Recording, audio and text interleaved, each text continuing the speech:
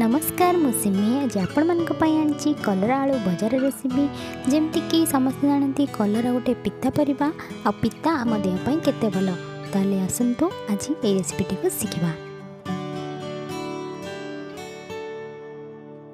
प्रथमे कलरा आलू को इभली गोल गोल शेप रे काट नेबे राउंड शेप रे देखिबा को जेमती भल लागे खाइबा को सेमती भल लागे। जदि छोट आलू नाही बड़ आलू अछि ताले इभली त्रिभुज आकार रे काटी नेबे। एबे गैस रे कड़ाई को बसई 2 चम्मच तेल गरम करबा आ कलरा आलू को धोई भलरे धीरे ऐड करनबा। एबे सेतिरे आमे अल्प किछि लूण दबा आ हळदी दबा जेहेतु हमर कलरा भाजी गला परे अल्प हो जाए सेति आपण लूण अल्प देबे। एबे लूण आ हळदी को भलरे मिसई देबे। एई भली मो भलरे हळदी और लूण को कलरा आलू सहित मिसई देई ताकू कवर करनेबे। गैस रे फ्लेम को लो मीडियम रखिबे। गोटे मिनिट परे आम ये कवर खोली देखा जदि इतरू पानी बाहरुनी आटा सुखला सुखला हो जाए गैस फ्लेम को लो करी आमे एभली भाजिबा। एबे कलरा आउ आलू को सबू एभली खेले गोटी गोटी करनबा आउ ताकू कवर करनबा।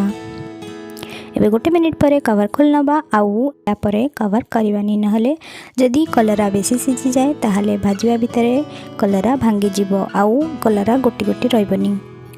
एभली किछि सेकेंड गैप रे आमे ताकू भाजिबा टिके भाजिकी टिके समय छाड़ी दबा पुणी टिके समय पर भाजिबा पुणी टिके समय छाड़ी दबा।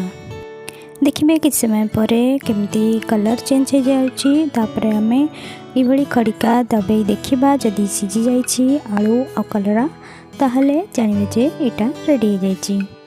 जदि आपनकू बेसी पिता भल लागेनी ताहले आउ टिके भाजी नेबे। आशा करे आपन को ये कलरा आलूर भजा भल लगी। जदि भल लगी ताहले वीडियोटी को लाइक करंतु शेयर करंतु आ मो चैनल को सब्सक्राइब करंतु। वीडियोटी को पूरा देखिथिबारु आपन को बहुत बहुत धन्यवाद। आज पई एतिकी पुणी आसीबे आउ गोटे रेसिपी सहित। Bye bye take care.